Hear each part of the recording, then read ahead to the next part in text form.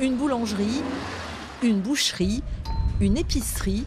Mais depuis samedi, il n'y a plus de pharmacie à Langonette. La pharmacienne est partie à la retraite sans trouver de repreneur.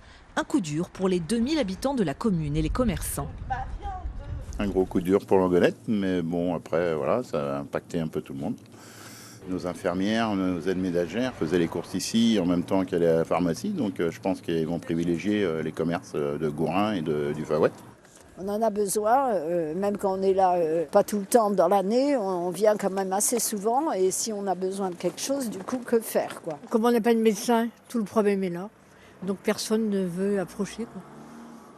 Mais si la maire de Langonette regrette de n'avoir pu trouver de médecin pour sa maison de santé, il existe aussi à ses yeux d'autres explications. Sans doute qu'avec un médecin, ça aurait été plus facile, mais on sait aussi qu'aujourd'hui, normalement, il faut un bassin d'au moins 4000 habitants pour qu'une pharmacie soit rentable. Donc là, on n'est pas dans ce cas de figure-là. Car Langonette n'est pas la seule dans ce cas. Ces dernières années, 4 pharmacies ont fermé sur le territoire de Roy-Morvan Communauté. Il n'en reste plus que 6 pour 25 000 habitants. Une situation préoccupante qui, comme partout, traduit surtout la grande souffrance de notre système de santé. C'est l'économie qui prime sur tout le reste. Et ça détricote les motivations de tous les étudiants à vouloir rentrer dans ces filières-là. Malheureusement, quand il n'y a plus de médecins, plus de pharmaciens, plus d'infirmiers, l'avenir des communes est quand même relativement complexe à projeter.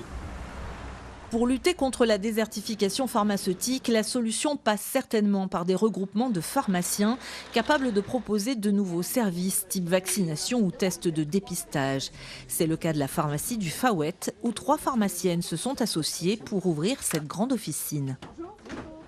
On peut mutualiser nos efforts humains et financiers aussi, du coup, se partager les gardes. Donc voilà, on peut s'adapter en fonction pour avoir des vacances et puis avoir une amplitude horaire aussi assez importante.